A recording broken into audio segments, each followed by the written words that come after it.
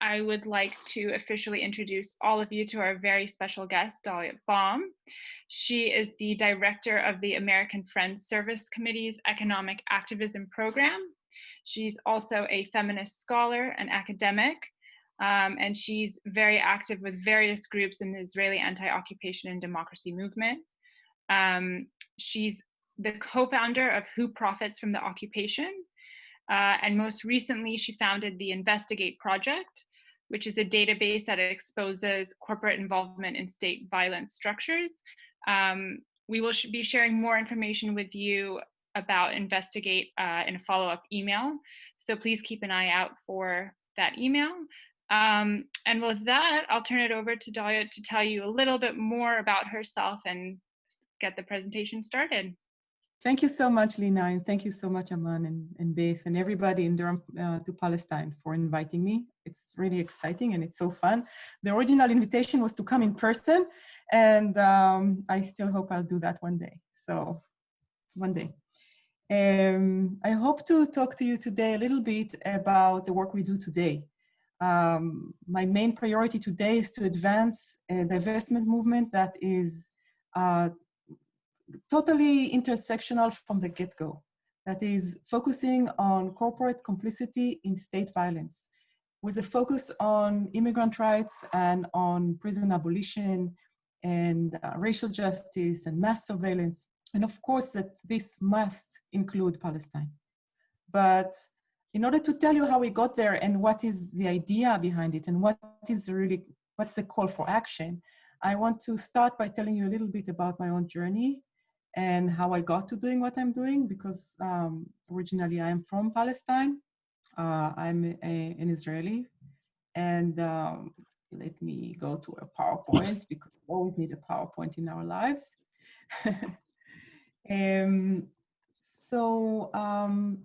For me, let's see if I know how to use the technology. Yeah. So I've been, as Lina introduced me, I've been an anti-occupation activist in Israel for many, many years, since the 90s. And in 2005, the Palestinian civil society, 160 different organizations across different parts of Palestinian civil society, the students, the women, the labor organizations, the non-profits, parties, all of the parties have issued a call for action. And that was the BDS call, or the call for boycott, divestment, and sanctions. I've tried to summarize just some points about it in case people have not heard of it. We just heard in the poll that all of you have heard of it, which is great. It is called the BDS movement, but it is not top-down. It's just a very loosely knit network of campaigns. And all of them have one thing in common. They use tools of non-cooperation. So they use the tools of withdrawing our support from institutions that support the Palestinian oppression or the Israeli occupation of Palestinian lands. So the targets of BDS are institutions and corporations, not individuals, institutions and corporations. And when that call came out, this was 2005, this was a dilemma for Israeli activists. We don't even think of ourselves as allies. You know, in the US, people talk a lot about white allies. We are occupiers.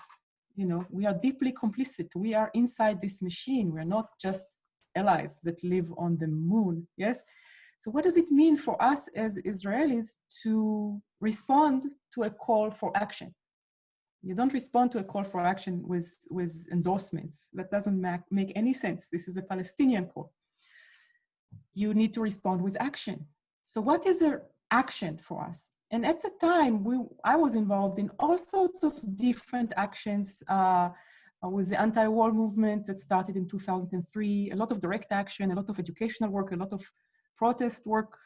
I just put 2 slides there, but I have a whole, you know, database of pictures of these fun times and what was it like at these times. But what this required of us was actually to do something completely different. And it was to use our privilege inside Israel to find out more about the institutions that are complicit in the violations of Palestinian rights. Because we had the reach, we had the language, we had the freedom of movement, we had the capacity to actually obtain that information that others in Palestine and around the world could not.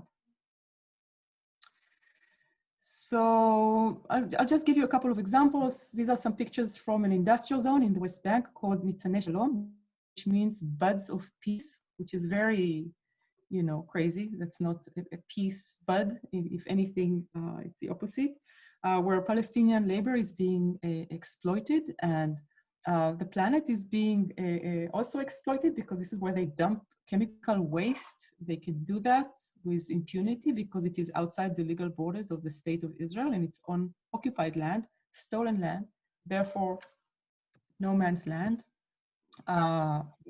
where you know, corporations can do anything they want with impunity. So going out there and finding out which are the corporations there. Do they have any ties abroad? Can we do something about that? Can we find some leverage about them? And then I started this, not just me, but with a group of friends. We started this volunteer project, which later became an independent research institute called Who Profits from the Occupation. But it really started just by going places, visiting places with a little camera, and at the time a camera, and not a phone, and taking pictures, and then coming back to the internet and finding out more about all these logos. This became my habit, going around and seeing brand names and logos and collecting them. Even in the top left picture you see on the screen, where my friends are being violently arrested and assaulted, I watched it online. I felt really guilty for not being there with them, but my little revenge was to take down the name of the private security companies that did that, with the hope that somebody will do something about them one day. I don't know what, but something, maybe. And then we put it all together on a database, and we put it up on the web, and you can still find it. It's still in existence. Now it's an independent research project, whoprofits.org. Check it out. What happened with that was that people abroad actually took on the information and ran campaigns with it. So starting in 2007, I've been involved mostly as a researcher in many, many campaigns around the world that focused on the same companies. This is one such company, G4S. It's the largest security firm in the world. It's also very large here in the US. It's British Danish, so it's European. They were deeply involved in the occupation in Palestine, but no longer. They have decided to step away from almost all of their projects in Palestine due to a sustained international, multifaceted, multi-stakeholder campaign that really cost them over time. And the campaign in different places took different forms. People made the connections between juvenile detention halls managed by the company in the UK and the US, which actually they stepped away from as well. With the overt racism against their own staff in Africa. In the continent of Africa, G4S was the largest private employer, security firm. How sad is that? And among their staff, of course, were many Black Africans. And at least in South Africa, I know from a few years ago, there were reports that they had separate bathrooms for their Black African employees. It's kind of mind-blowing that this. So there were reports about abuse of their prisoners in big prisons that they manage again, in South Africa. In different places, there were different complaints. So this was a campaign that took the company seriously and cost them many, many contracts. Public contracts with cities that said that they will not do business with them, with UN agencies that said that they will. So there were all these targets. The campaign target was very often not G4S, but some local institution like the city or the union that we work with, or my university, asking them not to work with G4S. I think there was also such a campaign in Durham. I don't know, I heard something about it, I read about it in the news. Very, very successful campaign.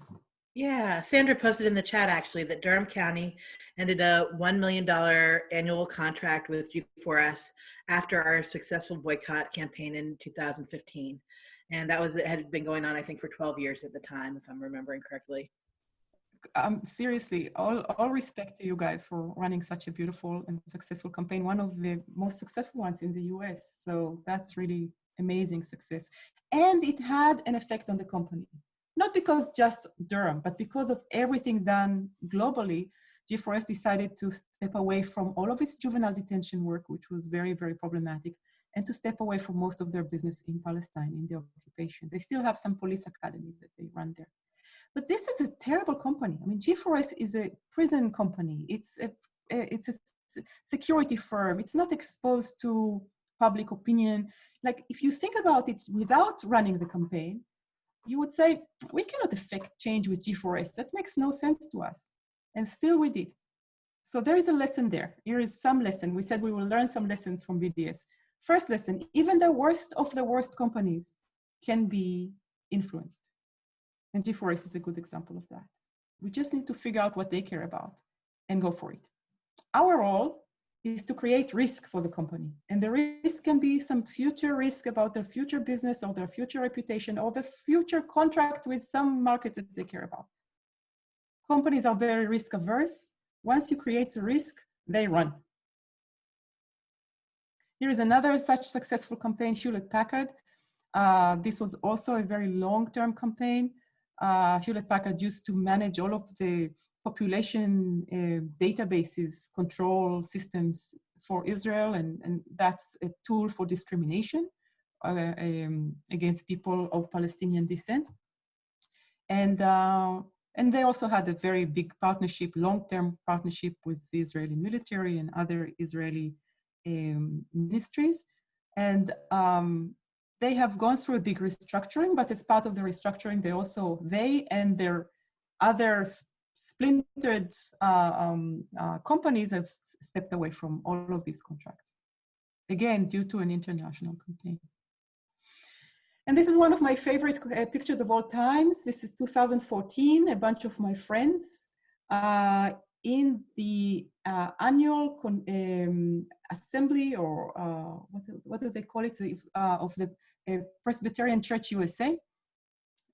This was their annual meeting when finally, after 10 years of trying, the Presbyterian Church has passed a resolution to divest from companies that are specifically involved in the occupation. And actually the resolution only listed 3 companies, HP being one of them, by the way.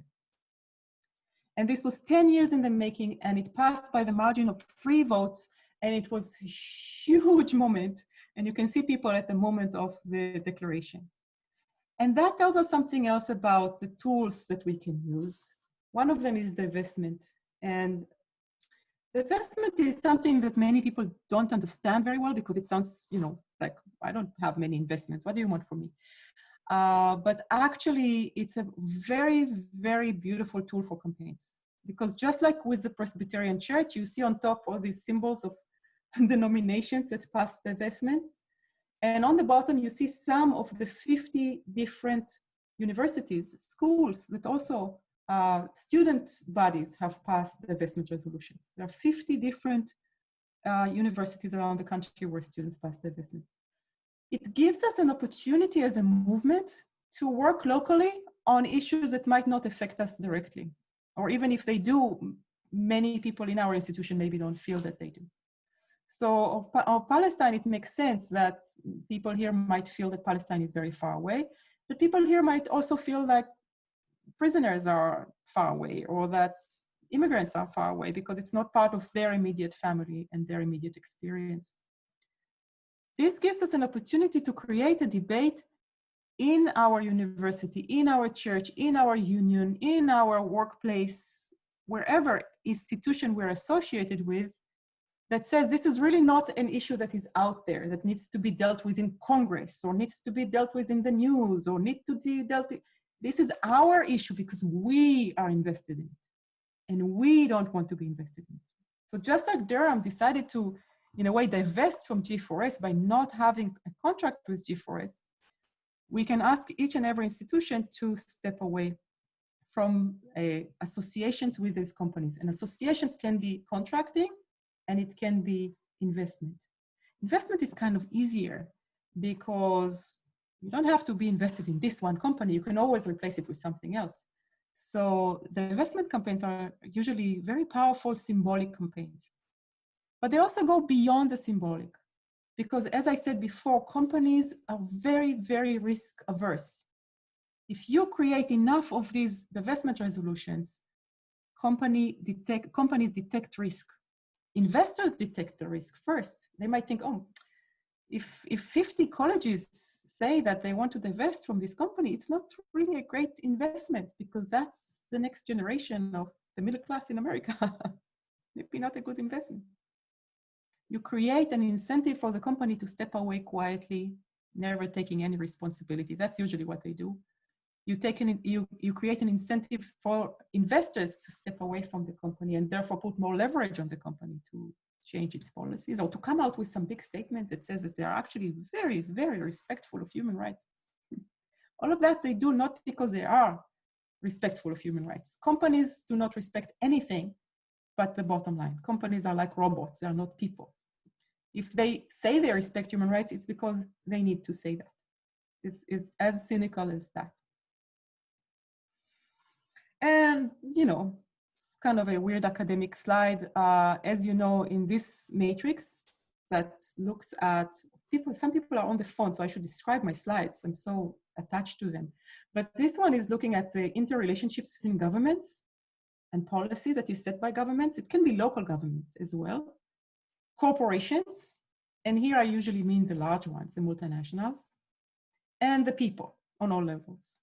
And as you know, this is an unbalanced relationship and has been for many years, with governments, you know, deregulating everything that can be deregulated and following corporate interests to the letter. You could see that with the Trump administration, even in more force, how very much government policies are dictated by corporations.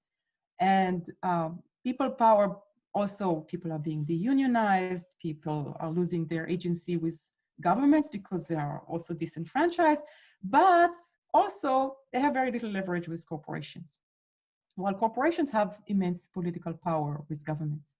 So this creates a political structure that is very unbalanced. Usually when we organize as people, we want to affect policy. So we talk to our governments. And if we have a problem with corporations, we talk to our governments about the corporations. Economic activism is all about trying to affect corporations directly.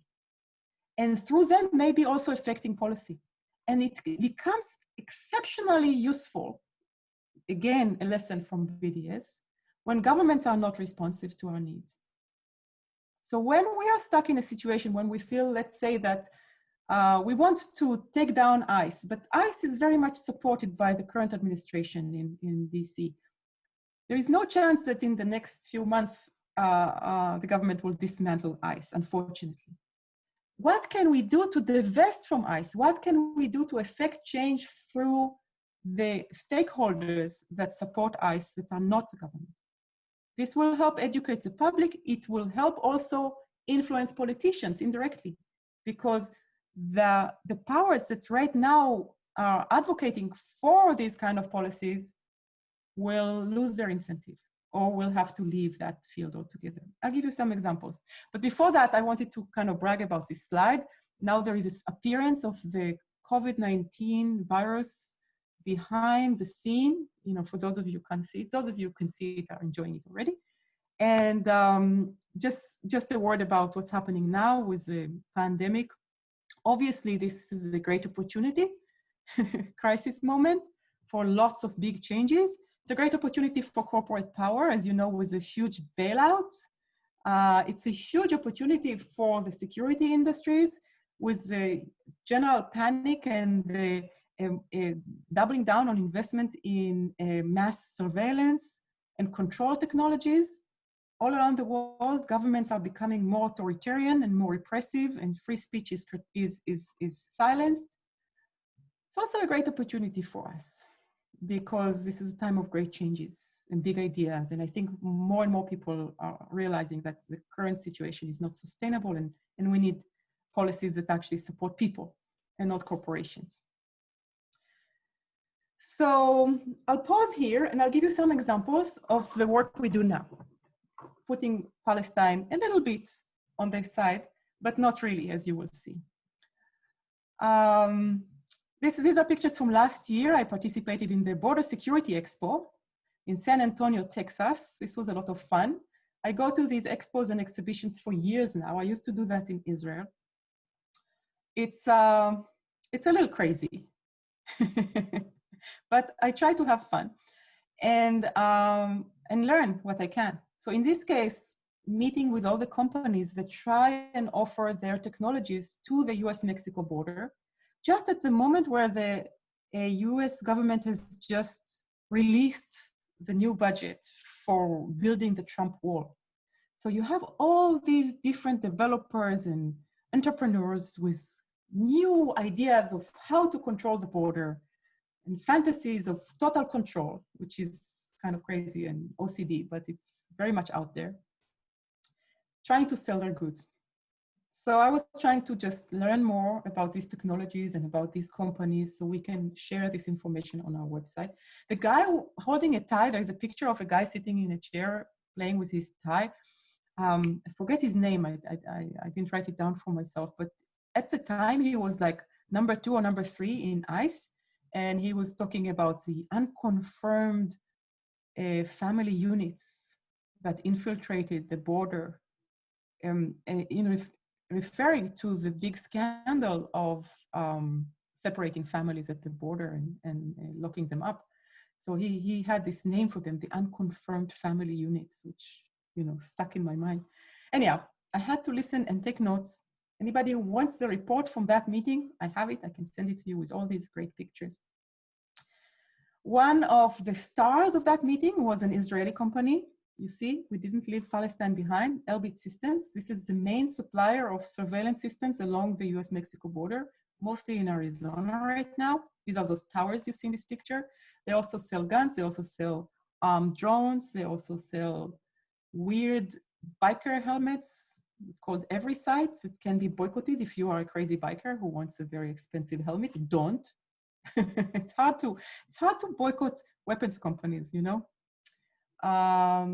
But this is an example of how Israeli know-how and technology is immediately implemented in other places around the world. Elbit Systems is a prime example of that. It's Israel's largest military technologies company, and it's involved in every aspect of the occupation. And their experience surveilling the wall, the apartheid wall, which is that construction in the middle of the Palestinian occupied territory that separates Palestinians from Palestinians, is that experience is what gave them the contract in Arizona and later to be expanded to the entire border, US-Mexico border, I think also the Canada border, as they claimed. And then all these other gadgets companies are trying to sell their goods to Elbit Systems. So what do we do with a company like Elbit Systems? Obviously, they are a very hard target. Weapons companies are a hard target. We cannot boycott them unless you buy drones or, you know, it's not really what we do. Don't buy those helmets, let's say. Don't buy guns either, you know, not good for the environment, not good for humanity. But it's hard to think we can leverage them directly. But we can look at the stakeholders and we can try to isolate them. And let me give you some more examples about that. Just as the same technologies from the wall in Palestine being transferred to the wall in Arizona, we know of many other such technologies, anything from drones and scanners and less than lethal weapons. All of them are stories. And we've started tracking them back in the day, but now it's becoming more and more and more evident that technologies that I used to see in the occupied West Bank, in the work we did there, I now see everywhere all around the world. And the companies that were trying their goods there, or just experimenting kind of in a laboratory setting over there, now we see them in every airport. Provision is one of them, the scanners, the full body scanners. They started in, I saw them first, I think, they were installed in Gaza and in Hebron. You know, it's kind of mind blowing.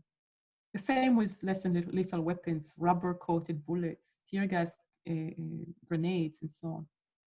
A lot of these weapons. So when we look for the companies involved, many of them are just weapons companies. What was interesting for me in that border expo, and I've learned to look for now, is that weapons companies are doing many things that are not just weapons. This is one example, General Dynamics, obviously a weapons company. They make munitions and components for military platforms. They sell Israel bunker buster bombs. You see a picture here of what they do to civilians. So this is a human rights violation that they are deeply complicit in. But on the border, they also provided services to detention centers of unaccompanied children. And they also provided IT support for these surveillance systems and data centers that are used by the Department of Homeland Security. So you think of them as a weapon company making bombs, but actually the work they do is providing management services and IT services. Why? Why can't the Department of Homeland Security buy IT services from an IT company? And the answer is that these governments really like working with these large military companies. They have a lot of contracts with them. They know them very well. They give them more and more and more services work in all sorts of different fields. Another example is Northrop Grumman. It's a missile company. You know, they make Hellfire missiles that kill civilians. Here is a picture of children in school that are mourning one of their co-classmates who was killed in a Northrop Grumman-made missile. But they are also the new contractor for the Department of Homeland Security largest database that will hold something like 500 million entries. 500 million entries of people. That includes all of us. And with each one of these entries, including information from our social media, including our biometrics, including anything they need in order to track us and to share it with all other agencies. Northrop Grumman is developing this database. It's an IT work, but it's a mass surveillance on a scale we haven't seen ever before. So that's Northrop Grumman. You see, these huge companies are everywhere. And then let's go into the prison industry just to see what else we know about what's going on. There is this move from brick and mortar incarceration, you know, in prison facilities, into what Michelle Alexander called e-carceration, electronic carceration, electronic monitoring, like the ankle bracelets. And there is no need for ankle bracelets anymore because now we all carry our phones with us. And if they just can make us carry the phone, then the phone knows everything about where we are and what we do. So this is not so science fiction. In fact, in many jurisdictions, they already use phones to track people who are supposed to be on some electronic monitoring. One of these jurisdictions, I put here a picture from Israel, is Israel. Ever since the breakout of COVID-19, the pandemic, the Israeli Ministry of Health have issued a new application for your phone, a new app. It's called the Protector. And people are encouraged to download this app. And in fact, they were talking about, there's some talk about making it compulsory. And that app tracks where you are at all times, where you have been 2 weeks ago, and who were you in proximity to. So this is in case you've been in proximity to a person who was later identified as somebody who was infected by COVID-19, so they can put you into quarantine because you were retroactively, you were in contact with that person for 20 minutes or so. So the technology is in use on the entire population right now in Israel. And the technology actually was made by a security firm. And the information is shared by the secret services. So this is not the Ministry of Health managing this data. They just extended this privacy violation for another 3 weeks until pending legislation. So this was all done in some kind of a crazy non-legislative way, and they're going to extend it. Will any government ever let go of such power if they can? The power to track all of the people under your jurisdiction? at all times, and who they meet with, and of course, also listen to them if needed, because it's easier phone, and we know that they can do that. Yeah, Why would Dalit, we have a question in the power? oh. Go ahead, Beth. We have a question in the chat from Elise. Who developed the app? Do you know? I can check. I don't have it. Thank you. With me right now. Thank you. Yeah, it's worthwhile checking. But Israel is just one example. We have all these repressive authoritarian regimes around the world that are using this pandemic, but even not using this pandemic, they can use this technology. So one other example of this time high-tech companies, Amazon, Microsoft, and many other big names. So Amazon was targeted first, I think, as part of a campaign called No Tech for ICE, because it was exposed that all of these big databases that I told you about, that were, planned and prepared by Northrop Grumman, actually are hosted on Amazon Web Services.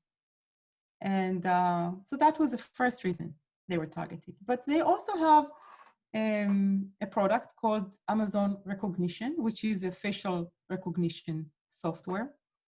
And there was a big campaign asking Amazon not to sell that software to governments. Why would they even go into that market if it's not for governments? Governments is a big market, yes. It's very, very profitable. Same with Microsoft. Microsoft was invested in an Israeli company called AnyVision, that not only is using facial recognition, but is using facial recognition technologies, according to some publications, on the entire population of the West Bank. Again, this fantasy of total control, and now we have the technology to do that. Let's track everybody all the time. And then we need some artificial intelligence in order to process all that data. Same is happening on the border.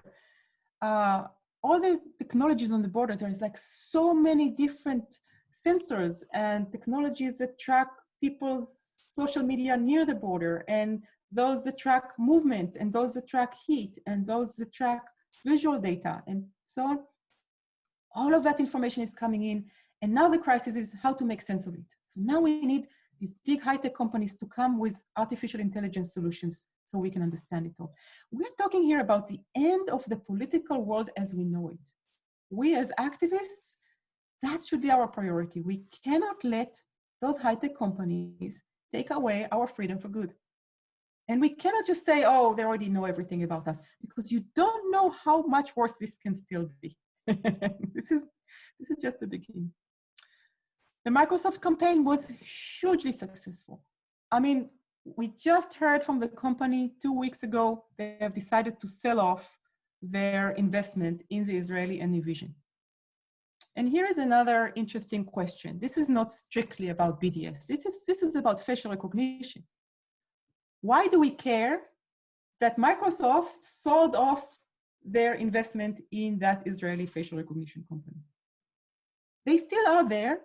They are still tracking everybody. They are still doing whatever they were doing. It's just that Microsoft is not invested in them. So why do we care? This is really a question about how divestment works. Because most times, somebody else will buy the shares that you sold off. Somebody else will do the work that G4S is not doing anymore in Palestine. Some other company will do it. There is money, there is business, there is a company that will do it. Why bother? And the answer is manifold. We already gave some answers. We said we build movement, we educate people, we create a sense of victories, of success, of everybody working together, and we actually make a difference even in issues that are kind of a lost cause with our government. But another reason why we do it is because we don't want Microsoft to be invested in this. Microsoft is a household name. Microsoft is huge legitimacy. Microsoft is huge political power and influence. If Microsoft is invested in it, we know that this will continue being supported by politicians and governments, by the public even. So I got confused by Beth. We'll stop in a minute for that question. Thank you, Beth. So we don't want Microsoft to be invested in it. when we made Microsoft with our campaign, and we had a very successful campaign, when we made Microsoft step away from that investment, divest from the occupation, what it means is that the next company to get in, the next investor to invest in it, will be less well known, less exposed to public scrutiny, probably not publicly traded, probably not an international company, probably much smaller, and probably much, much less powerful. And that's what we did it for. So let's take a question now, Beth, yes. I'm sorry, I wasn't trying to throw you off. Well, that's okay. I just have no multitasking abilities. I know. So at least also face masks can avoid the facial recognition software or not. Oh yeah, this is my fantasy. I've been talking about that and thinking about that for like a few weeks now. Masks, we're all wearing masks, especially in public spaces, especially in airports. All these masks are going to be so fashionable and beautiful, and you know, they are going to throw off facial recognition. I do hope so. I did read some article, I can send it around if people are interested, about how they now have new algorithms to try and go around that. But still, I'm sure it will be harder for them. Let's pause with the questions right now and delay some of them for the Q&A. I want to give you another example of how to throw off the machines. On the same slide, we have a picture of people wearing these license plates t-shirts. You see those? So this is actually designed in order to throw off license plate readers. And Motorola Solutions, the famous Motorola, which has been a target of BDS for many years, has just bought off the largest and most important license plate reader company in the US. That is the biggest contractor with ICE. And so this is a huge issue. Tracking people movement, if you cannot track them through their phones, is very, very easy if you can track their cars. And we have so many stories of people coming to the courthouse with their loved one on a deportation hearing, and ICE agents waiting for them in the parking lot to pick them up for detention and deportation. And they knew these people were there because the moment the car pulled into the parking lot, all these parking lots have license plate readers. And all of that information is consolidated across many law agencies, and people are tracked everywhere they go. Creating these huge databases and these artificial intelligence brains for them means that everybody knows everything about all of us. And so just like throwing off these license plate readers by these t-shirts, I'm sure that the facial masks will throw off facial recognition to some extent. I hope so. I hope this is a dying industry. That's great. I'll just give you a few more very depressing examples. Let me check on the time. Wow. Okay. This is just the prison industry. A lot of prison divestment has always focused on the prison companies, Core Civic, GEO Group. These are the companies that actually run private prisons. But what we advocate is divestment from mass incarceration, divestment from the entire system of what is called, I don't know, criminal punishment system, yes? And a large part of it right now is actually along the growth of high-tech as well, high-tech companies, same high-tech companies that work with ICE.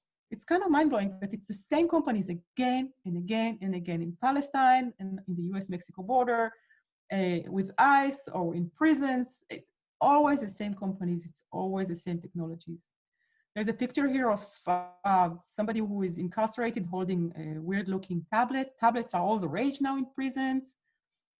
It sounds like very wonderful. People have tablets, they can play games, they can listen to music, they can watch videos, they can even email, some sort of email, they can have their own type of internet, and they can consult books and maybe a library. But in many places, this is just a way to make more money off the backs of prisoners and their families. They are charged for every minute, for every email, for every use of anything on that machine. And phone calls are charged crazy prices. Virtual visitation is charged with crazy prices and so on. And it replaces systems that were in place before that might have been free, like the prison library, or like visitation that was free. and it replaces it in many places. And sometimes the companies themselves demand that it will replace them because they want more profit. So the profit motivation, the profit motivation, the profit motivation. Capitalism. Okay, let's move on. Divestments. So we have now divestment campaigns all around us. This is a picture from a divestment from BlackRock that was a wonderful march in San Francisco last month. People protested against BlackRock, which is an investment firm, because of their investment in fossil fuel, but also because of their investment in the military industry. Intersectional from the get-go. We want BlackRock to be invested in things that help people, in the planet, in our lives, in our communities, and not in repression, weapons, and destruction. It sounds very obvious, yes?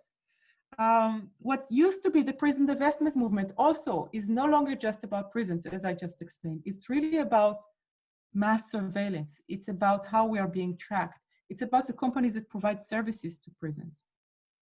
Same companies. And we just had a big victory. So maybe I'll slow down a little bit and just explain this one, because I think there are good lessons from this one too. So the prison divestment movement as a whole was very successful in educating people about the harms of private prisons specifically. But private prisons are only a very small percentage of the system. Something like 8% of prisons in the US are private. And the federal level is much lower so.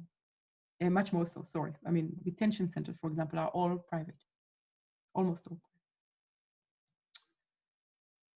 So it became almost kind of the norm among progressives to know that private prisons are bad for some reason.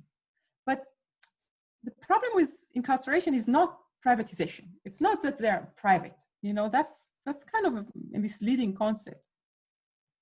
So it was very hard for people to know what they can do when it comes to mass incarceration. And then we had those huge divestment campaigns, and one of them was targeting Wells Fargo, the bank. Another one, JP Chase, was also targeted. So the large American banks, there are 5 large American banks, US banks, the 2 largest ones were targeted by very intersectional campaigns, asking them to be better citizens. And one of the prompts for it was a huge scandal around the false accounts by Wells Fargo. If you remember, a couple of years ago, they made all these false accounts. Also, their complicity in the bad loans and bad mortgages, if you remember, from 2008. They were very much complicit in that. Then their financing of the Dakota Access Pipeline. They were very much in the crosshairs for that. So there was scandal after scandal after scandal, showing the bank as being very irresponsible in the actions it does in the world. Part of it was also having Wells Fargo be one of the consortium of banks that supports private prisons, that gives bankrolls private prisons, gives them this credit line that they need in order to grow and build more prisons.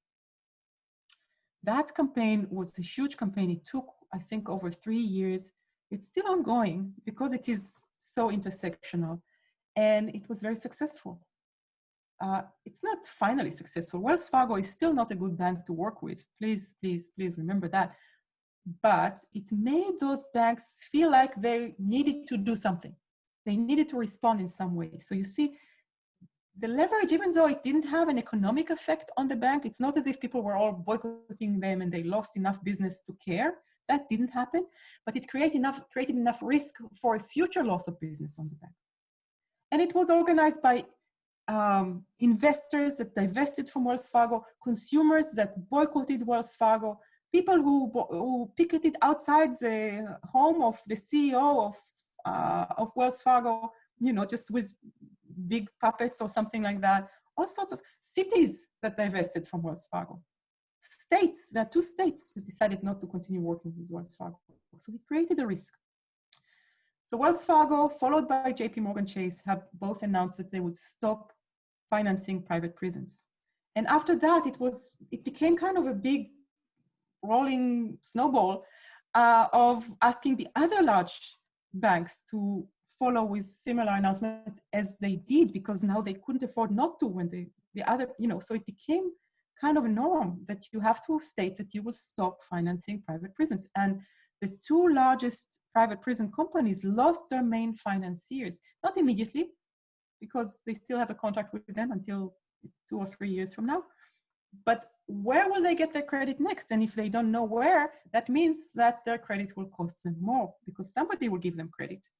Just like we said before, somebody will replace the banks, the big banks, but it will be a smaller bank, a local bank, a bank that is more aware of the risks of that investment because there will be public scrutiny. And this is a highly divisive issue. So the credit will cost more. So the profiteering goes down.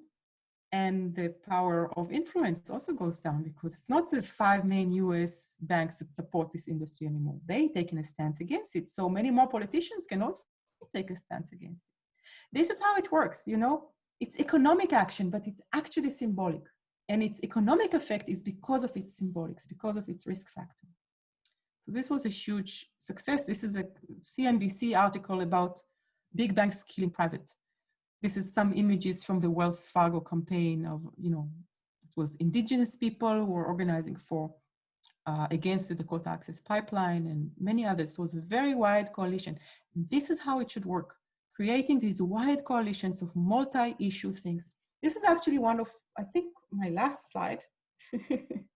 It shows a group of our friends in New Orleans who ran a very successful divestment campaign in the city of New Orleans.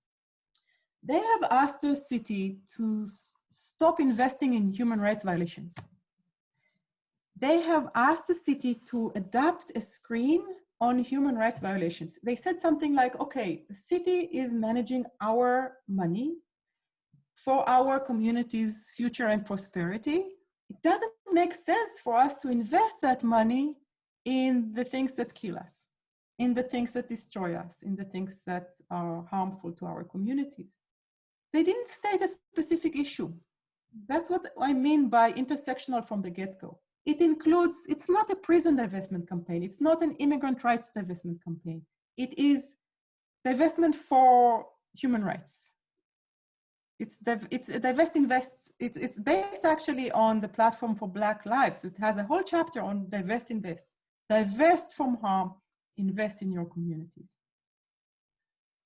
They passed this resolution very quickly. In fact, it was passed unanimously in the city, and it was a huge victory, and they celebrated. And the moment they started celebrating, the newspaper here, this is the article, the reporter actually found out that the group that initiated this policy is actually a BDS group. It's actually a group that supports Palestinian rights. So the resolution that was passed had nothing, didn't say Palestine, but it did say that the city will not be invested in human rights violations anywhere, which means also in Palestine. And this became huge news. New Orleans became first city in the US to adopt pro-BDS resolution. It's actually in the US, not just in the South. Wow.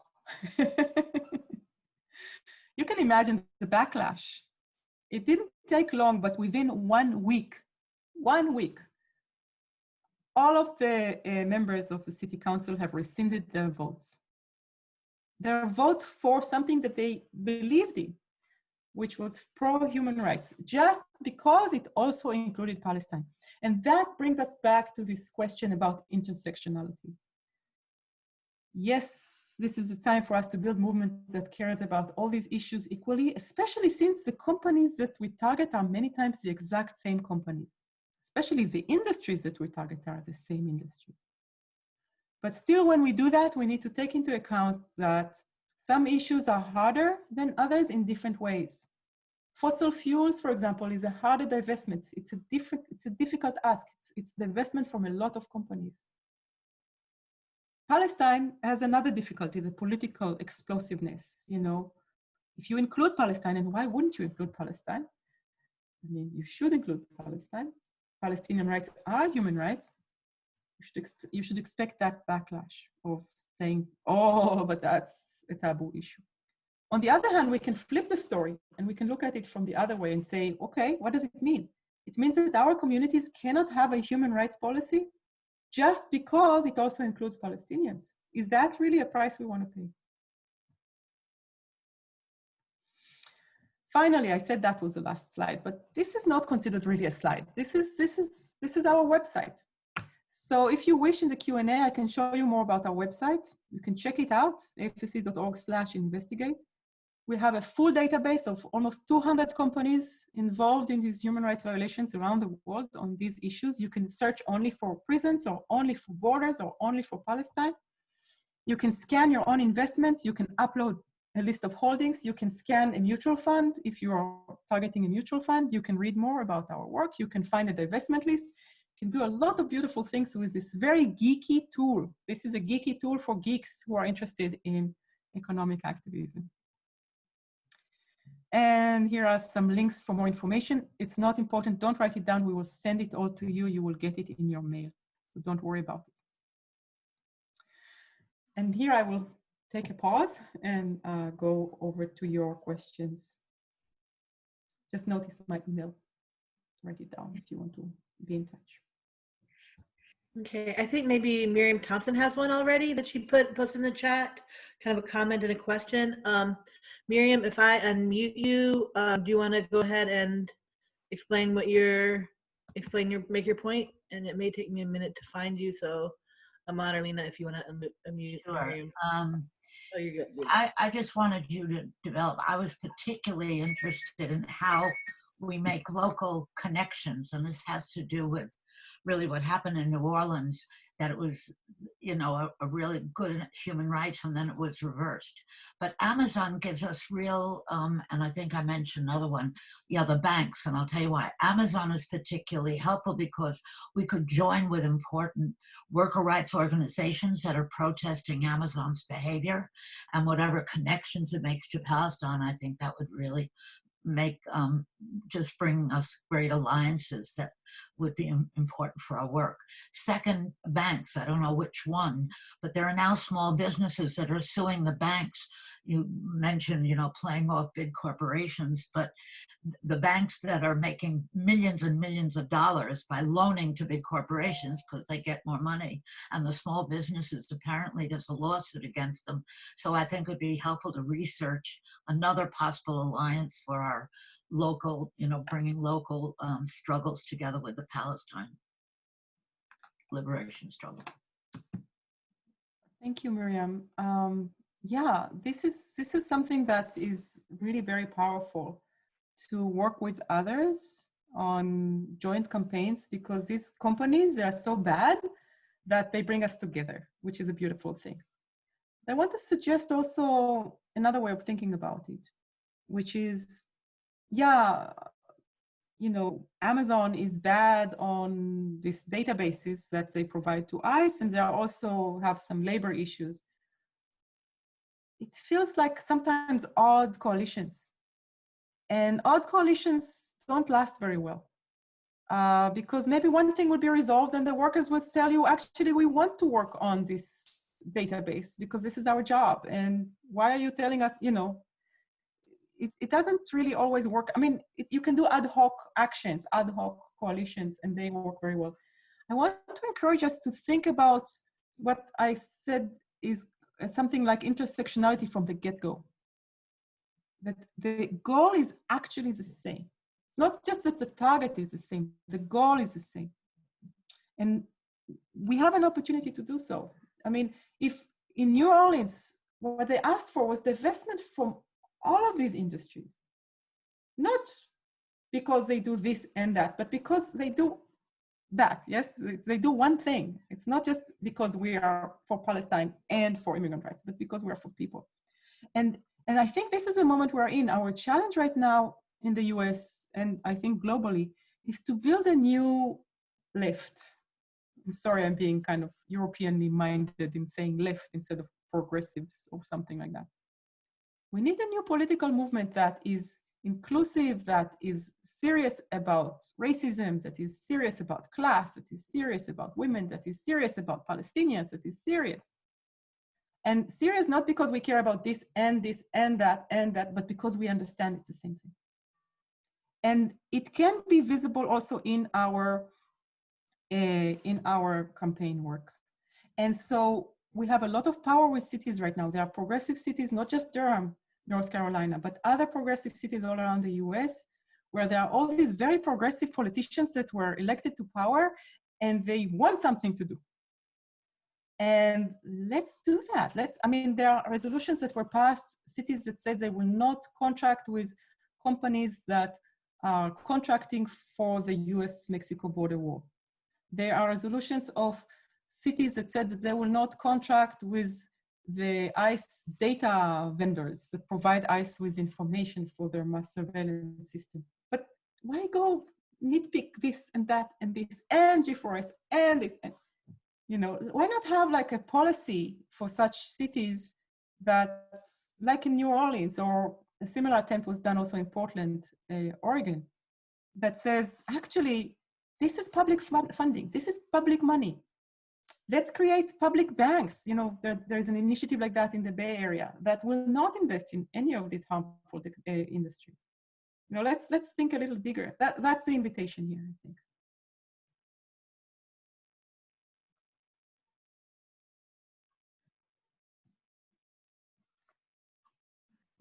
Yeah, I just want to read out what Aman put in the chat, that we are entering into our Q&A session. So if you want to ask a question, just put a message in the Q&A and we can unmute you to read your question.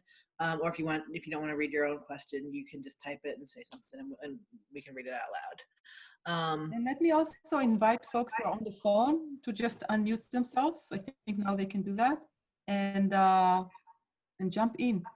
You know, this is a time when we can actually talk about anything. I'm also very happy to show you more about our research and our website and just putting it out there if anybody asks for it. Yeah, and just Miriam, I don't know if you want to make your comment out loud about ICE, but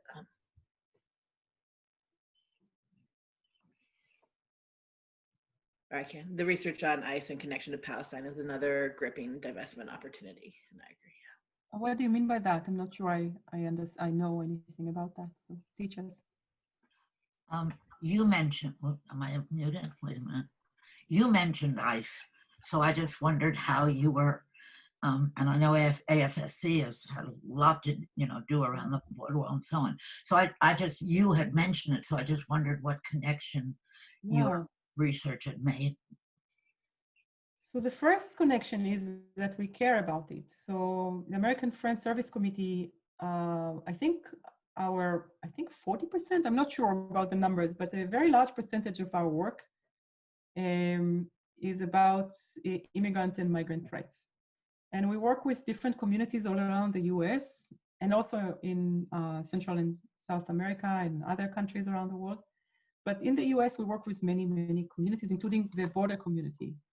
So I have colleagues who work with most affected folks. And we're part of a coalition which is called the Defund ICE. It tries to get ICE defunded on the federal level. And it's obvious that we need some economic activism around ICE for people to have something to do locally when it comes to these issues. So I was kind of invited to use my expertise that I've learned in Palestine and to use it vis-a-vis ICE. And then and also the same is with mass incarceration. We have programs that work with incarcerated people, programs that work with their families and communities, programs that provide them with all sorts of services and advocacy and on different levels, state level mostly. And so how do we, this webinar comes from that question of how do we take what we learned from BDS and use it there. And then I started this journey of learning more about them, maybe 4.5, 5 years ago. And I find out that many of them are the same companies, like we said about Elbit and Northrop Grumman, these are some examples of the same companies. But even if it's not the same companies, this is the same mindset. It's the same philosophy. And a philosophy that is first tried out on people under occupation or people in prisons is bound to come out. If you first put people who are on parole or electronic monitoring, if you put them with a special app that tracks their movement, why not put everybody there? So it grows. The reason it grows is, again, profit motivation. You have the technology, you are looking for more clients for it. And you keep offering it as a solution for anything. oh, we don't know if people who are signing up for unemployment are telling the truth because maybe they are lying and trying to cheat and steal our money. Maybe we should ask them to give a fingerprint. So we're using biometrics everywhere because we have the system, why not use it? You know, that's how the logic works. It's the logic of the security state. And it goes everywhere. We already meet it everywhere, all of us. I wanted to actually ask a question real quick about, you talked a little bit about New Orleans and that is an example of a city level campaign and that there's a lot of potential there. So I just wanted to ask if you could talk a little bit more about what's happening at a city level in terms of BDS campaigns or these broader intersectional divestment kind of campaigns and what you see as the future of those campaigns. Yeah, I'm very excited about municipal campaigns because of what I said earlier. I think this is a very friendly political environment, while maybe state and federal isn't that much. But it's also very uncharted, it's uncharted waters. We had the New Orleans campaign. We had a very successful campaign in Portland, Oregon, as I said. I was involved in that to some extent from the outside. It was successful because it managed to develop a socially responsible investment policy for the city that included not just human rights. Human rights was 1 out of 5 criteria that were imposed on the city investments. Just like in New Orleans, the Palestine angle created a lot more pushback than other types of problems, but also I think there was another target. The city was recommended that it would divest from Wells Fargo because of Wells Fargo involvement in all of the things we mentioned, but also in prisons. And that also got some pushback because Wells Fargo obviously is a big bank and a very solid investment. But still it passed. So they had an intersectional investment policy, socially responsible investment policy. And I think the first in the country to have that. Many cities have little divestment resolutions. They divested from this and they divested from that. But to have like an intersectional policy, they were the first. It lasted 1 year. So it's better than the 1 week of New Orleans. But still it was rescinded a year later because the coalition collapsed and activists were no longer out there fighting. And the city just found it, I think, I don't know, but I guess they just found it to be more comfortable to step away from these restrictions. Now there are initiatives in several different cities around the country. I say about 12 cities where people are looking at such initiatives and trying to figure out what's a good model, either for divestment or for procurement policies, boycotts, yes, which companies does the city do business with or not. I'm excited about it, but we still don't have a working model. So maybe a city like Durham, North Carolina, can take the lead and show us the way and pass some good legislation that says the city will demand all companies that want to work with it to fill some kind of questionnaire that includes their commitment to human rights, to labor rights, to the environment, to good citizenship, you know, in other words, paying their taxes. It's not a lot to ask, but for companies it is. And, you know, we can use the same 5 criteria from Portland that include all of these things and then see what happens. Even as a statement of principle, I think that would be groundbreaking. Love it. Elise has a comment in the chat and a desire to talk more about tracking. Elise, do you want to read? Do you want to unmute yourself, or I can unmute you? Oh, you're unmuted. Yay, go. Yeah, just that tracking is already here. At UNC, the police were tracking activists who were protesting Silent Sam. And now it's just going to, you know, it's already getting talked about in terms of how we do good tracing in the context of COVID. And that's true. I mean, I think being able to trace people's activities is an important thing in stopping the pandemic or controlling it or mitigating it. But the tracking technology that Dalit was talking about, you know, there are human rights issues. There are issues, you know, it crosses so many issues around ICE and incarceration and Palestine and human rights. I don't think it's going to be popular to fight this technology because people are going to talk about, you know, the pandemic. But I'm just wondering, I guess, what your thoughts are, but also in terms of D2P, just thinking about, is that something that we would want to think about?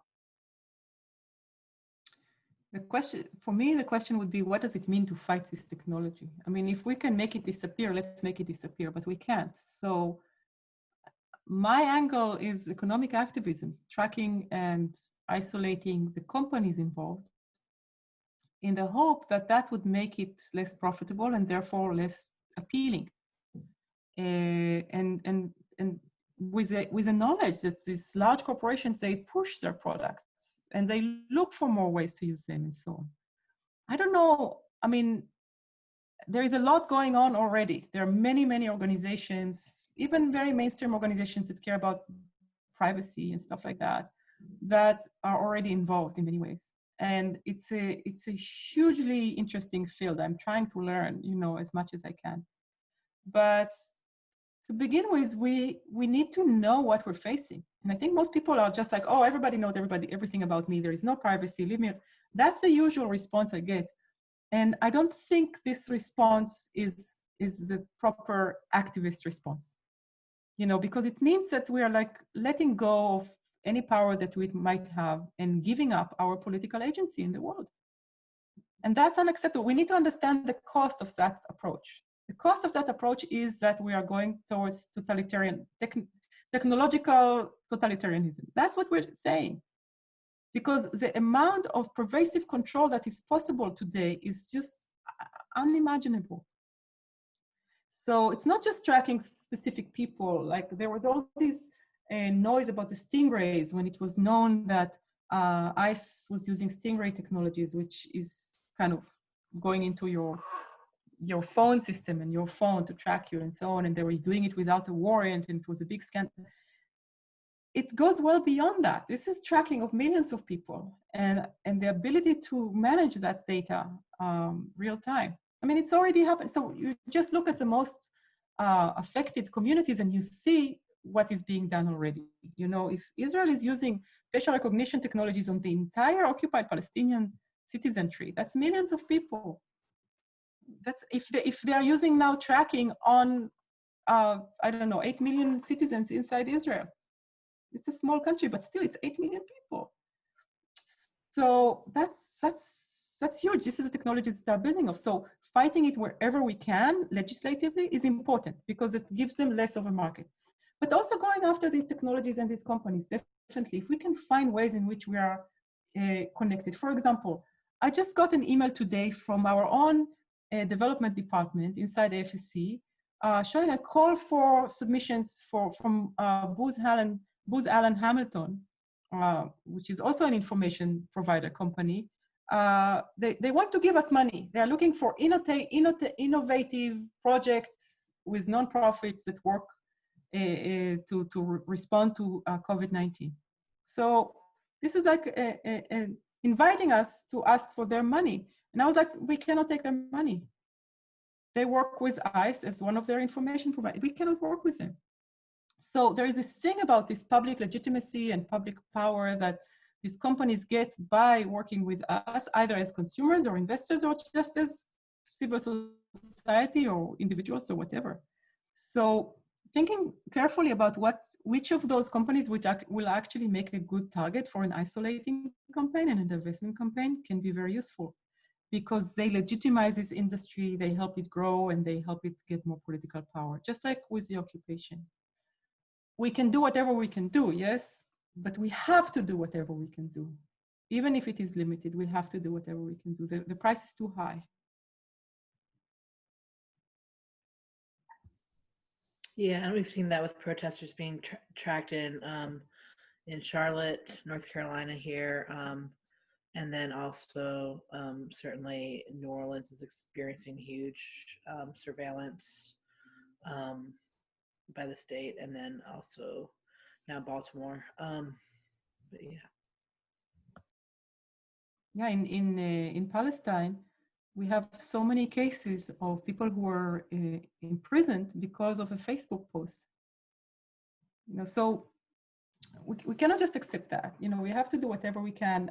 We went to talk to Facebook about it because I cannot talk to Bibi Netanyahu, but I can talk to Facebook and tell Facebook that's unacceptable. You shouldn't allow your information to be used that way, and you shouldn't collaborate with the Israeli government on that, because that means that you are complicit. So, I don't know if it helped, but maybe we need to talk to Facebook again.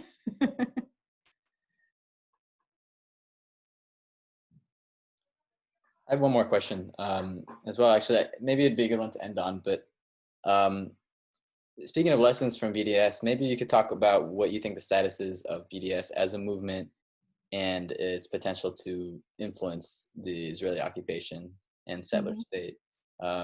You said it was launched in, I think, 2005. So kind of maybe you can give us your take on where it is now in 2020.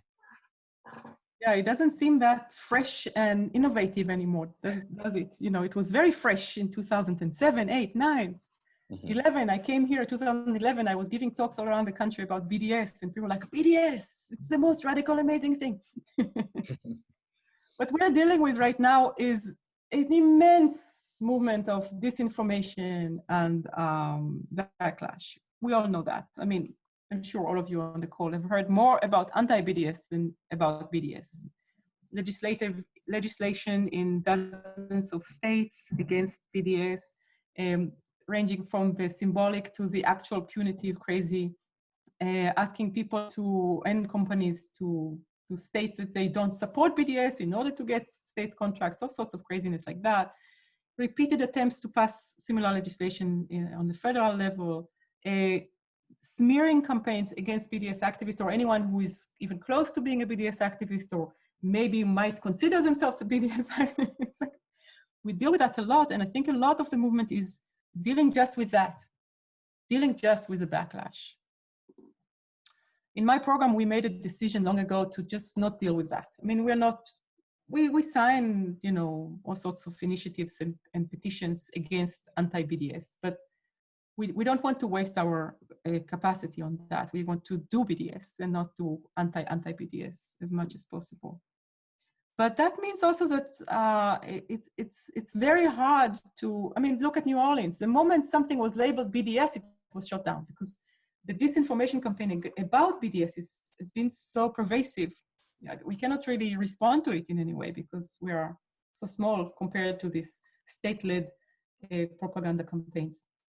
So I'll just give you an example. I was in Israel in the summer, and I talked to an uncle of mine who lives far from where my family lives, and I haven't seen him in years. And he asked me, what do I do for a living? And I told him I research companies and try and find out their complicity in human rights violations. And then I support campaigns against them to try and get them to step away from them, especially in the occupation and in the settlements and repression of Palestinians. And he was like, wow, that's amazing.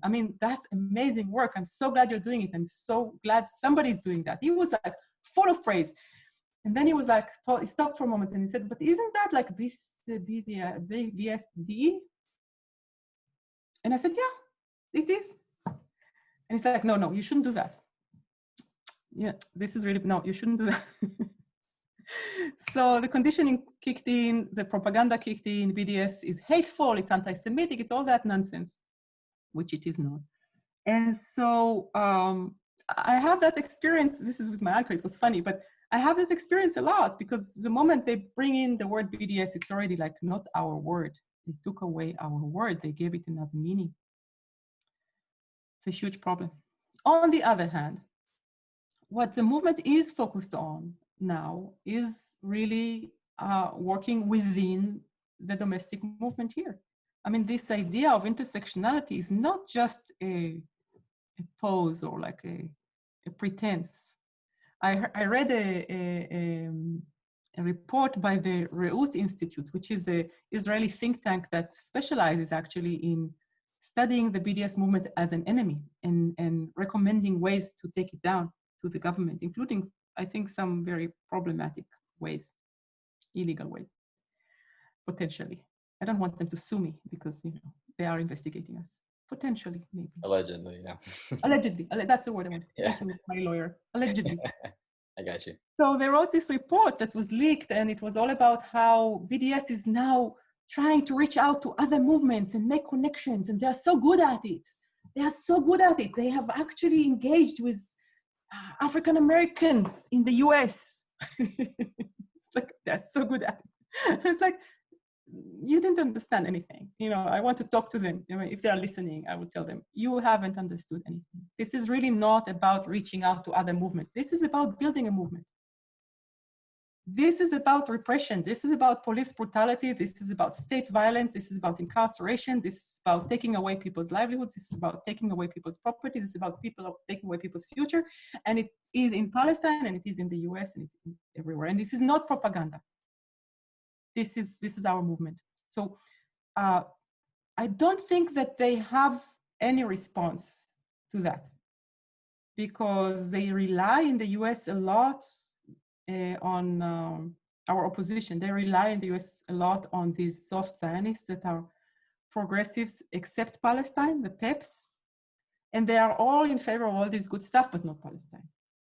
And I think that approach is kind of something they don't have a response to. They try. I mean, they have all sorts of interesting Israel days where they bring hip hop artists from Israel who are African Israelis to. Good. It's fun. It's all good. But that's part of the propaganda war. It's very hard for us to fight in that war. I don't engage in it, because what can you do against state-sponsored propaganda? I mean, it's huge. It's everywhere. It's the entire field. Yeah. I don't know. I didn't answer your question. I was just trying to explain where we are. No, that was pretty good. It covered a lot. Thank you so much. Well, I think I have one more question in the chat, but I think we're hitting time. So maybe, Lena, would you want to close off the session? Yeah, I would just say thank you again to our special guest, Dalit Baum, for speaking with us all today for what I know was very informative. As promised, we will be sending a follow-up email tomorrow. So everyone just either tomorrow or the day after, but we'll get that over to you as soon as we can. So we will be sending you more information about the Investigate database, also contact information. So you can reach out to Dalit Baum if you have any questions going forward about local campaigns, or how you can sort of incorporate some of the lessons that we learned about today. So I think we can close it on that note. If anyone has final parting words, say them now.